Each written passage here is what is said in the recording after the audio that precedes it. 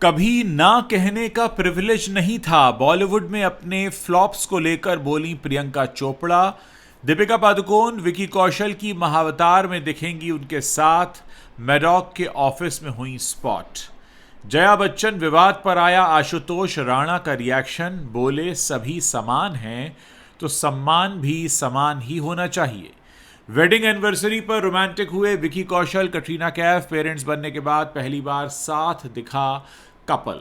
खबरों में आगे बताएंगे आपको। तेरे इश्क में ने वसूला बजट, फिर भी हिट होने के लिए कमाने होंगे करोड़ों रुपए। और धुरंधर ने तोड़ा नया रिकॉर्ड, बनी रणवीर सिंह की 5वीं सबसे बड़ी फिल्म। नमस्कार दोस्तों, आप देखना शुरू कर चुके हैं Bollywood top 10 headlines of the day. और खबरों में हम आगे बढ़ें इससे पहले मैं आपसे एक रिक्वेस्ट करना चाहता हूं कि अगर आप मेरे रिव्यूज़ देखना चाहते हैं तो आप इंस्टाग्राम पर और यूट्यूब पर उज्ज्वल त्रिवेदी रिव्यूज़ को फॉलो कर सकते हैं। साथ ही अगर ज़िंदगी जीने का नया नज़रिया एक्सप्लोर करना चाहें तो यूट्यूब पर उज्ज्वल त्रिवेदी टॉक्स आपका इंतज़ार कर रहा है। प्रियंका चोपड़ा बॉलीवुड में अपनी बेबाकी को लेकर सुर्खियों में रहती हैं। हाल ही में उन्होंने बॉलीवुड में अपने करियर के टफ फेस को लेकर बड़ा खुलकर बात की। उन्होंने अपने करियर में काफ़ी बुरा वक्त देखा है, लेकिन हार न मानते हुए उन्होंने सभी मुश्किलों का सामना किया।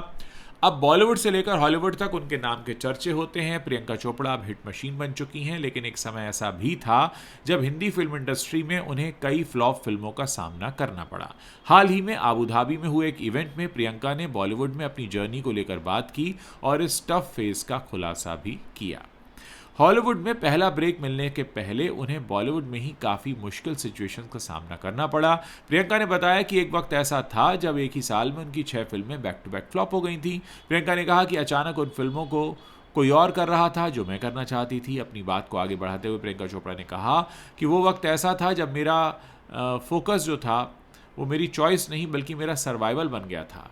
उस समय मैं नहीं सोच रही थी कि आगे क्या करना है। जब मैंने शुरुआत की तब मेरे पास ना कहने का प्रिविलेज नहीं था। कई बार तो मैंने अपनी फैमिली के इंपॉर्टेंट माइलस्टोन्स भी मिस कर दिए क्योंकि मैं काम को मना करना सही नहीं समझ रही थी। विकी कौशल की आने वाली फिल्म महाअवतार को लेकर लंबे वक्त से दर्शकों का क्रेज बना हुआ है और ये फिल्म अगले साल 2026 में क्रिसमस के मौके पर रिलीज होगी। लंबे वक्त से फैंस ये जानने के लिए बेताब थे कि विकी कौशल के ऑपोजिट कौन सी एक्ट्रेस दिखेगी। अब इस राज से पर्दा उठ चुका है। मीडिया रिपोर्ट्स की माने तो दीपिका पादुकोण इस फिल्म की लीड एक्ट्रेस बनेंगी।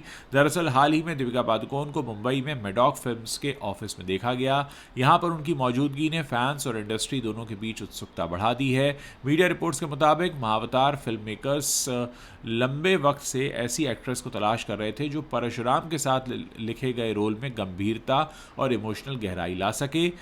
महाअवतार की टीम को दीपिका पादुकोण से बेहतर और कोई नहीं लग रहा है। फिलहाल दीपिका पादुकोण ही विकी कौशल के ऑपोजिट दिखाई देंगी ऐसा सुनने में आ रहा है, लेकिन ये अभी शुरुआती स्टेज पर है बातचीत। अगर दीपिका इस फिल्म के लिए हामी भर देती हैं तो ये पहली बार होगा जब किसी फिल्म में दीपिका विकी कौशल के साथ दिखाई देंगी। बॉलीवुड में सितारों के बयान अक्सर चर्चा का विषय बन जाते हैं और हाल ही में ऐसा हुआ जब जया बच्चन के एक कार्यक्रम में दिए गए बयान को लेकर सोशल मीडिया में उनका वीडियो तेजी से वायरल हो गया, जिसमें उन्होंने पेपराजी और उनकी कार्यप्रणाली को लेकर कई तरह के सवाल उठाए। इसके बाद से बॉलीवुड के कई जाने माने चेहरे इस मुद्दे पर अपनी राय रख रहे हैं। किसी ने जया बच्चन का समर्थन किया तो कई कलाकार उनकी आलोचना करते भी नजर आए। इस कड़ी में एक्टर आशुतोष राणा ने भी अपनी प्रतिक्रिया दी है। आशुतोष राणा ने कहा, इंसान स्वभाव से ही भावुक और संवेदनशील होता है। हर व्यक्ति की अपनी एक कीमत होती है और हर इंसान सम्मान के योग्य है। कभी कभी भावनाओं के कारण हम किसी बात पर तुरंत प्रतिक्रिया दे देते हैं, गुस्से में कुछ बोल देते हैं या सामने वाले की आलोचना कर बैठते हैं, लेकिन इसी के साथ हमारे भीतर संवेदनशीलता भी होती है जो हमें समझने की क्षमता देती है कि सामने वाला भी हमारे जितना ही महत्वपूर्ण है। दूसरी ओर इंडियन टेलीविजन एकेडमी के फाउंडर और एक्टर शशि रंजन ने जया बच्चन के बयान पर साफ शब्दों में असहमति जताई। उन्होंने कहा, मैं जया बच्चन की राय का सम्मान करता हूं लेकिन उनसे सहमत नहीं हूं। हर व्यक्ति अपनी सोच रखता है, लेकिन मुझे लगता है कि पेपराजी इंडस्ट्री का एक महत्वपूर्ण हिस्सा है और उन्हें इस तरह से निशाना बनाना उचित नहीं है। मैं मानता हूं कि पेपराजी सुर्खियों का पीछा जरूर करते हैं, लेकिन वो भी अपना ही काम कर रहे होते हैं और उनकी मेहनत को हम नज़रअंदाज नहीं कर सकते। बॉलीवुड की पॉपुलर जोड़ी विकी कौशल और कैटरीना कैफ ने 9 दिसंबर को अपनी चौथी सालगिरह मनाई। नए पेरेंट्स बनने के बाद ये पहली बार था जब ये कपल एक साथ दिखाई दिया। ये कपल अपनी मैरिड लाइफ में काफ़ी खुश है और अब तो वो एक बेबी बॉय के पेरेंट भी बन गए हैं। माता पिता बनने के बाद कपल की एक साथ पहली तस्वीर सामने आई है जो सोशल मीडिया पर वायरल हो रही है। कैटरीना कैफ पर प्यार लुटाते हुए विकी कौशल ने एक रोमांटिक फोटो शेयर किया है। इसके साथ ही विकी ने कैप्शन में लिखा, हैप्पी 4th एनिवर्सरी।